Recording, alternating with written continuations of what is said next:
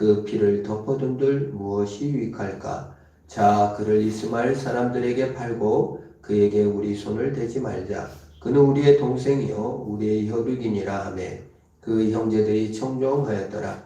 그때 미디안 사람 상인들이 지나가고 있는지라 형들이 요셉을 구덩이에서 끌어올리고 은 20에 그를 이스마엘 사람들에게 팔매 그 상인들이 요셉을 데리고 애굽으로 가더라. 아멘. 요셉은 피해자입니다. 두들겨 맞았습니다.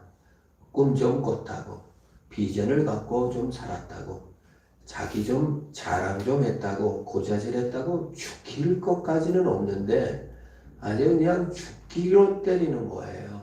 얼마나 아팠겠어요. 그리고 구덩이에 빠져가지고 울고 있어요. 근데 형들이 가해자인데 밥을 먹는 거예요. 염소고기, 양고기를 옆에서 찢어 먹습니다. 그러면은 동생이 구덩이에 빠져가지고 도와주세요, 도와주세요. 형 잘못했어요. 이랬을 거예요. 근데 돌아보질 않아요. 왜 이렇게 잔인해질까요? 왜 이렇게 우리 마음은 잔인하게 동정심이나 긍휼이나 불쌍히 여기는 마음이 없이 우리가 잔인해지는 이유가 무엇이라고 생각합니까? 이러한 거에 대하여 학자들은 현대 문화와 과거 문화가 명예와 수치 문화이기 때문에 그렇다고 말합니다. 명예가 뭡니까? 겸손보다는 자존심이 높이는 거예요. 여러분, 내가 형이에요. 그런데 동생이 칠세옷을 입고 동생이 재산과 돈을 다 물려받는 거예요. 그 형이 뭐가 됩니까? 너무 자존심 상하죠. 우리가 친구들 관계도 너가 그 말을 하면 내가 뭐가 되니? 이건 뭐예요? 내 얼굴, 내 자존심, 내 명예라는 거예요. 이게 명예와 수치 문화의 특징입니다. 과거도 그렇고요. 지금도 명예와 수치 문화가 우리를 지배당합니다. 수수함 대신 뭐예요? 성취를 이루어야 됩니다. 섬김보다는 지배를 해야 합니다. 재산이나 땅이나 명예나 돈으로서 자신의 명예를 회복해야 돼요. 그런데 그것을 동생이 다 빼앗아 간다고 생각하니 미쳐버릴 것 같은 거예요. 사람을 존중하기보다는 똑같이 존중하기보다는 네 명의 엄마가 있잖아요. 그래서 자식들이 다 배가 틀려요. 그러니 자기 친엄마 중심으로 네 그룹이 형성되어 있는 거예요. 야곱의 아들들. 그래서 끼리끼리예요. 그들의 충성은 계파에 대한 충성입니다. 그들의 명예는 평등이 아니라 자기 친구들에게만 이롭게 하는 거예요. 우리 한국 정치도 사실은 한국인도 평등이니 자유니 하지만 실상은 명예와 수치 문화에 꽉 젖들어 있어요. 그런 사람들은 잔인해져요. 자기 친구들만 챙겨요. 자기 사람들만 챙겨요. 기득권의 카르텔만 생겨요. 언론을 장악해도 주가를 조작해도 그냥 뭐 기득권 관피아, 마피아, 원전피아, 자기 기득권 기재부 카르텔, 언론 카르텔 다 해도 그냥 개인의 명예를 중시하기 때문에 내가 지배하고 내가 해먹는 것이 문화적 특징이다 그 말이에요. 이게 명예와 수치 문화예요. 형들 입장에서는 동생이 모든 것을 차지한다는 것이 너무 수치스럽고 아주 자존심 상하는 거예요. 재산이 하나도 없다. 명예를 중시하는 사람들은요 잔인해지기가 쉽습니다. 우리 명예살인이라고 해서 중동 국가에서 자기 동생이 강간을 당했다 하면은 우리 집안을 더럽혔으니 죽어라. 그래서 죽이잖아요. 자기 동생인데. 자기 명예가 더럽혀졌기 때문에 요셉의 간절한 호소와 도와드리는 것도 너가 우리 명예를 너무 더럽혔다.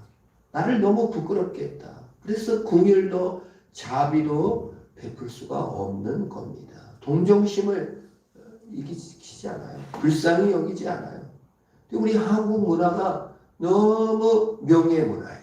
경쟁 문화예요. 이기지 못하면, 지배하지 못하면, 성공하지 못하면 너무 부끄러워해요. 그래서 얼굴을 들 수가 없다. 이런 말입니다. 복수문화죠. 명예문화는 복수문화입니다. 지금 팔레스타인 지역의 하마스가 장벽을 뚫고 넘어와서 이스라엘 사람들을 1000여 명이 넘게 학살을 했습니다. 이에 대해서 이스라엘이 대대적으로 가자 지구를 침공하고 있습니다. 이게 뭐죠?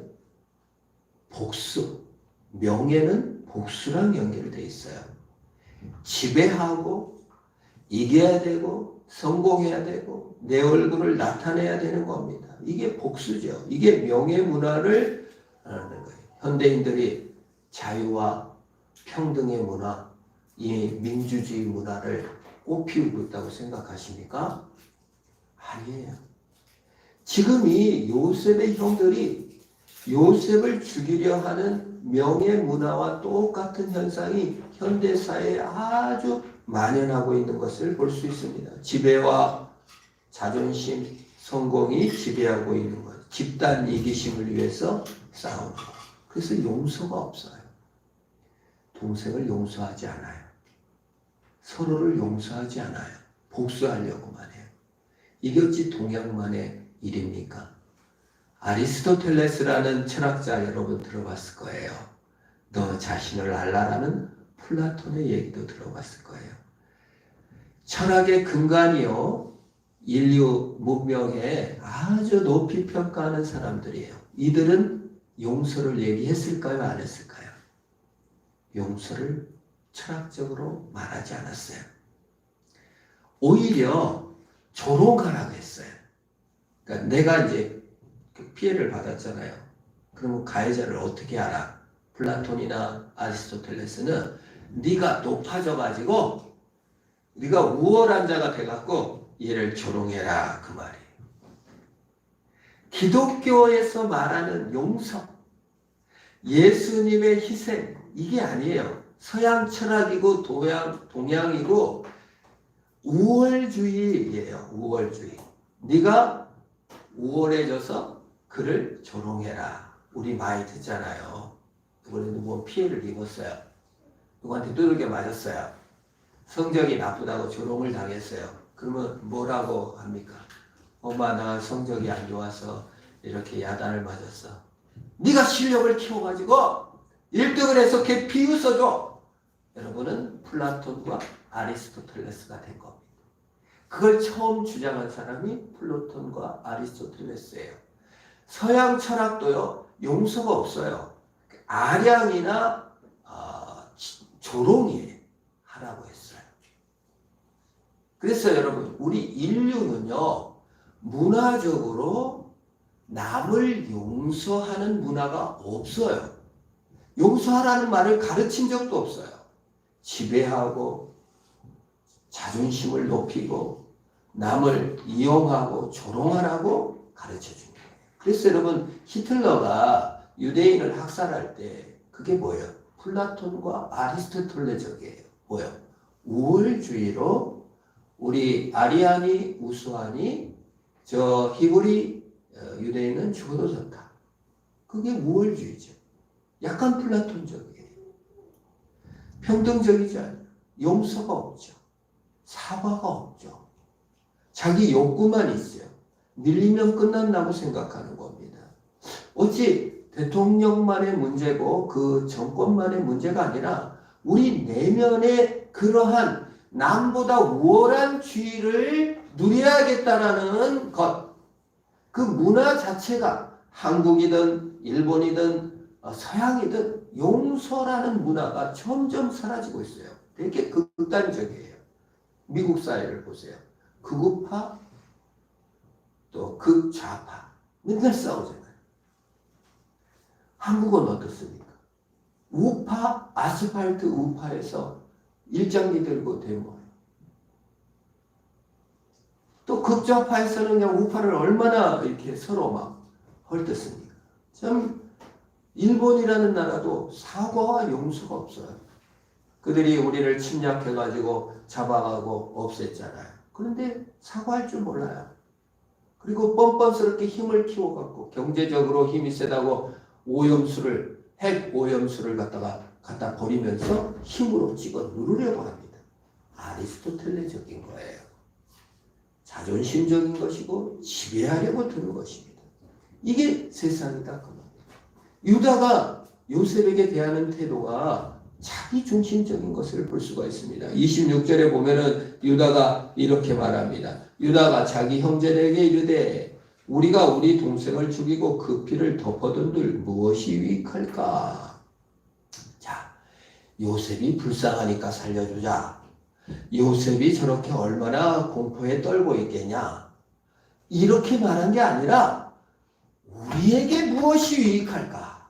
라는 겁니다. 우리 윤리적으로 내가 남을 불쌍히 여기는 이유, 내가 남에게 뭔 선을 행하는 이유가 뭡니까? 내 마음이 불편해서 그래요. 내 손으로 동생을 직접 죽이면 죄책감에 시달리니까. 나를 위해서. 평생 동생을 직접 죽였다는 비밀을 안고 사는 자기가 괴로우니까. 그래서 동생을 우리 손으로는 죽이지 말자. 우리한테 유익이 없다. 자신의 유익과 자신의 감정을 위해서 동생을 죽이지 말자고 하지, 동생의 입장에 섰습니까? 안 섰습니까? 안 섰어요. 동생이 불쌍해서도, 하나님을 위해서도, 공동체를 위해서도 아니에요. 그 선을 행하는 목적이 자기 자신이에요. 내 자존심이에요. 내 성공이에요. 내 인품이에요. 유다는 이기심과 자기 중심적으로 요셉을 탈기로 설득했고, 이 말은 형제들의 귀에 쏙 들어왔어요. 그래, 내 손으로는 죽이지 말자. 특별히 유다가 더 찾겠다고 여러분 보면 안 돼요. 무엇이 유익할까? 이기심 때문에 그렇게 했다는 겁니다. 같이 나쁜 짓을 하면 친해져요. 그래서 조폭들이 친하고요. 일진들이 서로 친해요. 왜요? 나쁜 비밀을 공유하였기 때문입니다. 이것이 여러분 인간 문화의 한계입니다. 이것이 세상 문화의 한계입니다. 세상은요, 용서와 긍휼과 착함을 자기 중심적으로 한다는 한계에 부딪혀요. 그래서 우월주의에 호소할 수밖에 없어요. 아리스토텔레스주의로 나가거나 명예와 수치 문화의 우월주의의 산물로 자기 자존심을 세울 수밖에 없는 거예요. 인간 용서의 세 가지 특징이 있어요. 그게 첫 번째가 무조건 용서하라는 거예요. 그 값싼 용서입니다. 어느 글을 읽으니까 가정에서 친오빠로부터 성폭행을 당했어요. 근데 가정이 다 달라들어가지고 너가 그냥 용서해. 이거 얼마나 가혹한 일입니까? 그 값싼 용서를 강요하는 거가 있습니다. 학대한 가해자가 쉽게 책임 있는 자리에서 물러나주고 그걸 완전히 양보해야 되는데 그 기득권 위에서 그냥 값싸게 피해자에게 용서를 강요하는 거. 너 혼자 조용하고 용서하면 될 텐데 하며 용서를 강요하는 거. 그건 값싼 용서라고 합니다. 값싼 은혜라고 하죠. 우월의식이고 계급적이며 책임을 다하지 않는 겁니다. 예수님의 용서는 뭡니까? 비싼 용서입니다. 우리가 예수님을 생각할 때 천국이 공짜예요, 선물이에요 이렇게 말은 하지만은 공짜가 아니에요. 예수님의 핏값의 용서였어요. 용서는요, 뭘 잘못했는지를 반드시 알아야만 용서가 되는 거예요. 예수님께서 용서를 가르칠 때 베드로가 예수님께 뛰어옵니다. 예수님, 용서를 몇 번을 하면 좋을까요? 7번씩 70번, 490번 할까요? 그랬더니 예수님께서 뭐라고 하십니까? 70번씩 7번. 7번, 베드로가 7번 용서해 줄까요? 그랬어요. 그랬더니 예수님께서 7번씩 70번이라도 해라.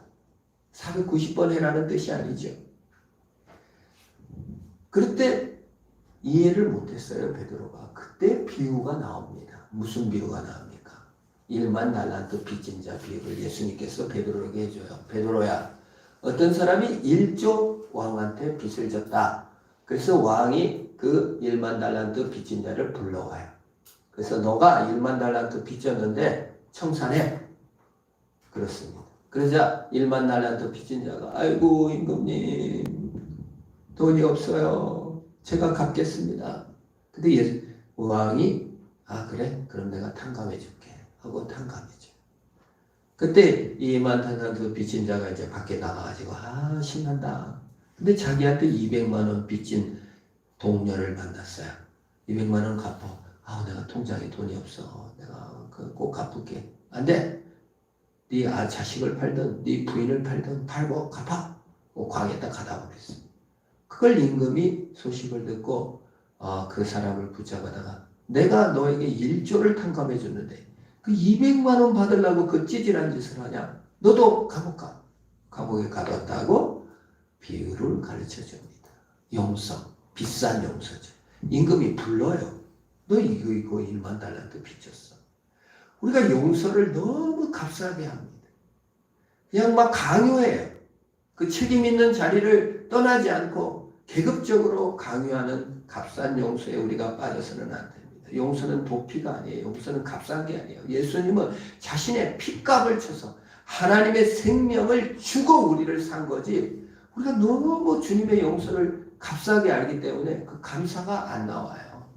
너무 힘이 없어요. 그걸 값싼 용서라고 합니다. 여러분, 값싼 용서에 희생당하면 안 돼요. 뭐가 잘못했는지는 적어도 알아야지. 두 번째, 인색한 용서입니다. 인색한 은혜. 이건 뭐예요? 그냥 값싼 용서의 특징은 강요하지 말라는 거예요. 그 사람의 감정이나 그 사람의 슬픔을 쉽게 판단하지 말라는 거고요. 두 번째, 인색한 용서는 거래적이라는 거예요. 자, 가해자가 용서받을 자격이 있는지 이걸 살펴보는 거예요. 그래서 나를 가해했던 자가 피해자가 가서 용서하려고 보니까 가해자가 충분히 배상도 하고 충분히 아주 회개도 하고 아주 이렇게 그냥 나한테 다 주면 용서하고 그렇지 않으면은 용서 안 하는 거예요. 그 인색한 용서라고 합니다. 이청준 씨가 쓴 벌레 이야기 나온 우리 영화로도 나온 밀양에서 나오는 여자 주인공이 이혼을 하고 아들을 데리고 와가지고 키우고 있는데 그 아들이 유괴돼가지고 돈을 요구하다가 죽였어요. 그러니까 그 법 검거가 됐죠. 감옥에 가게 됐죠. 내 아들을 죽인 놈이 어떻게 용서가 됩니까?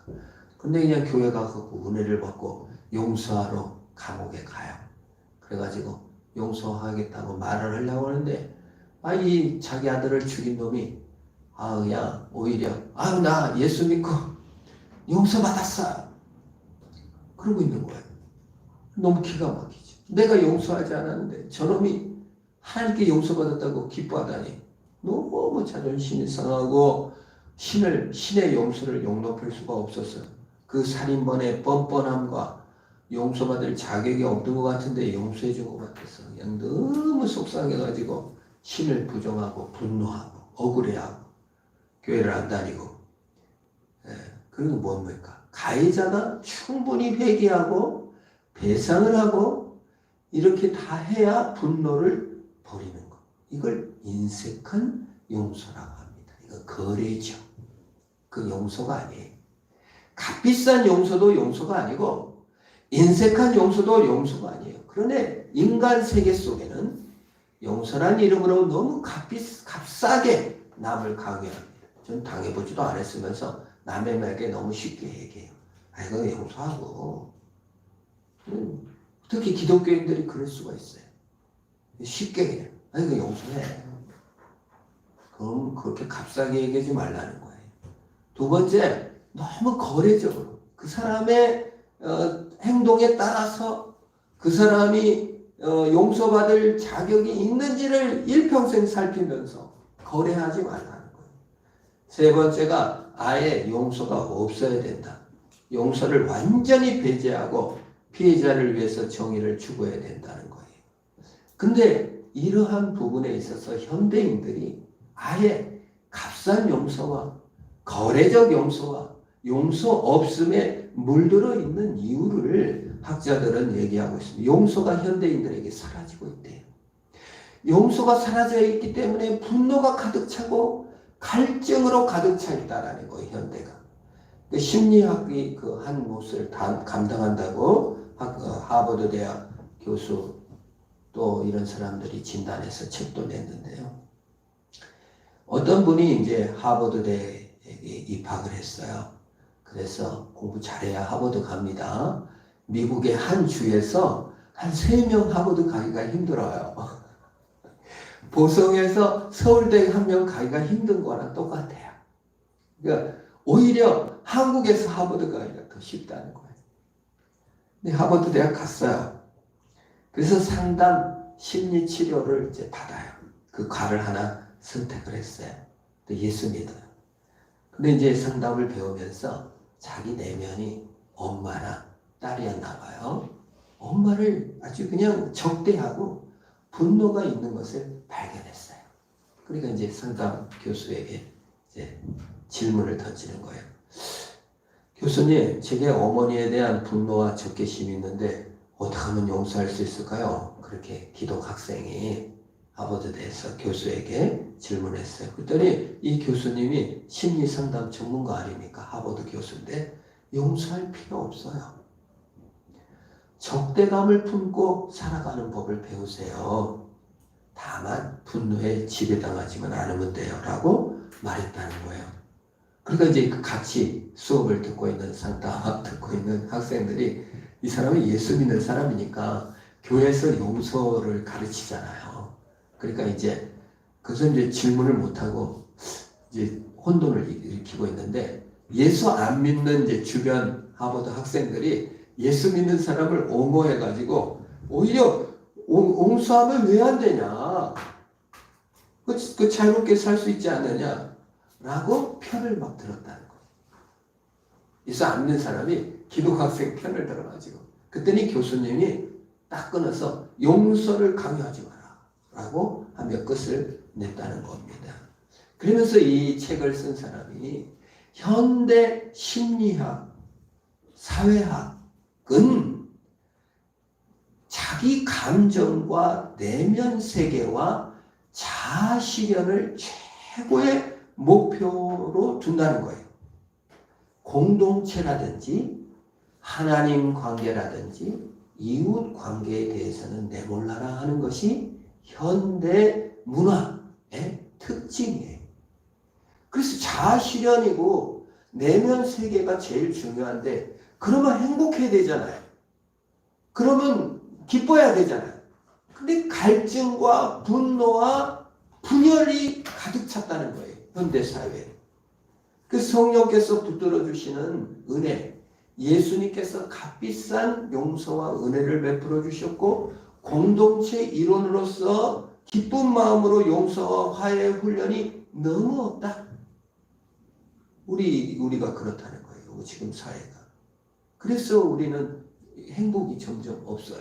자아 실현을 강조할수록 성공과 지배와 이걸 경쟁적 우위를 강조할수록 더 분노와 갈증이 많다는 거예요. 두 번째로 지적한 것이 정치의 종교화라는 거예요. 보수와 진보가 극단적 대치를 하고요. 유튜브에서 상대방 욕을 하면요. 슈퍼챗이 막 쏟아져요. 강용석 씨가 유튜브 나와가지고 나 선거 나가려고 한다 하면서 막 문재인을 욕하니까 슈퍼챗이 쏟아져가지고 88억. 지금도 계속 돈 벌고 있어. 100억도 넘게 벌었대. 전 세계에서 유튜브에서 돈 제일 많이 번 사람 강용석이에요. 김용호라는 사람이 최근에 극단적인 선택을 해서 죽었는데요. 연예인, 가짜뉴스, 박수홍, 김건모, 문재인, 그냥 다 까고 욕을 하는 거예요. 그럼 막 돈이 쏟아져요. 최근에 너무 재판이 많이 걸려 있어갖고 어떤 신경의 변화를 일으켰는지 극단적 선택을 했습니다. 화해, 용서 이런 게 없어요. 극단적이에요.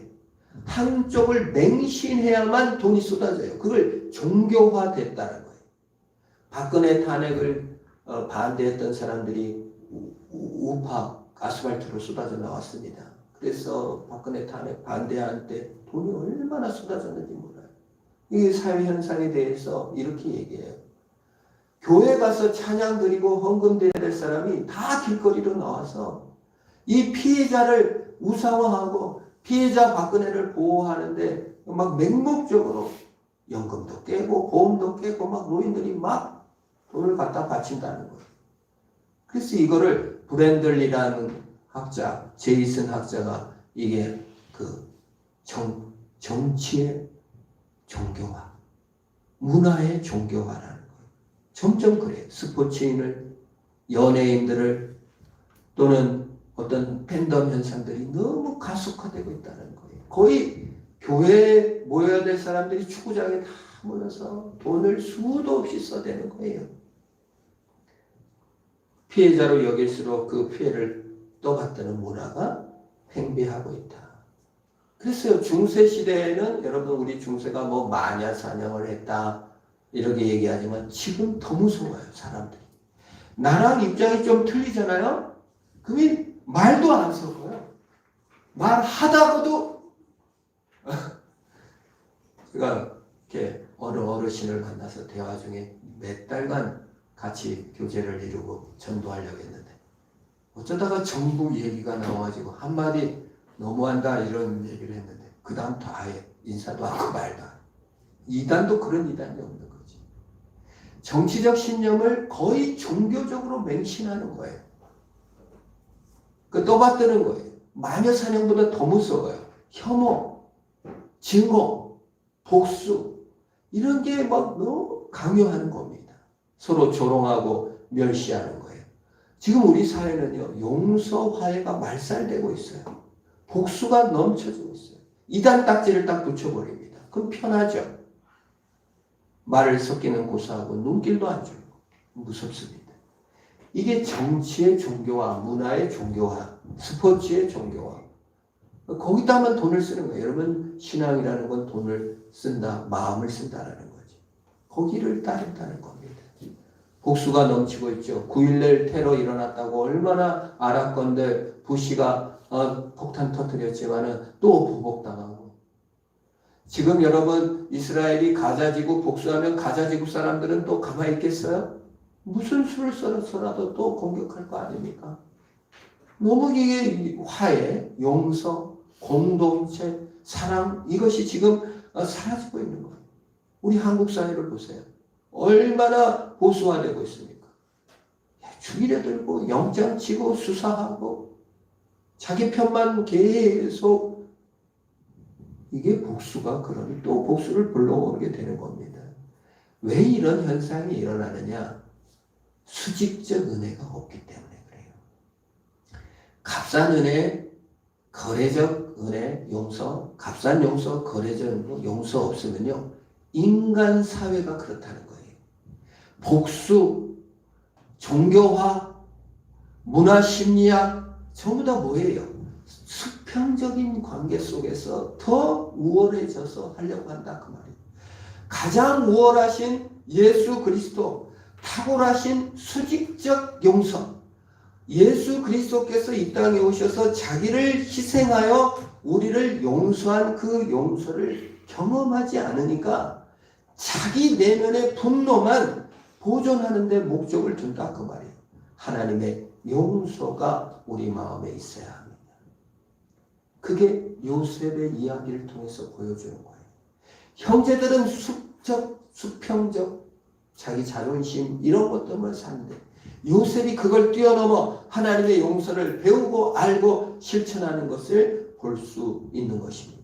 우리 일상에서 예수 그리스도의 수직적 용서를 경험하며 일상에서 용서를 배워가는 삶이 신자의 삶의 전체라고 해도 됩니다. 우리를 냉대하는 사람을 어떻게 용서하고 대할 수 있습니까? 직장에서 맨날 나만 보면 그냥 못 잡아먹어 안 다닌 직장 상사를 어떻게 우리는 대할 수 있어요? 실망과 상처를 주는 남편에 대해서 어떻게 대해야 할지를 배우는 것이 신자의 삶입니다. 작은 용서를 배워가야 돼요. 우리에게 고의로 또는 실수로 나를 괴롭힌 사람, 피해를 준 사람은 어떻게 응대해야 됩니까?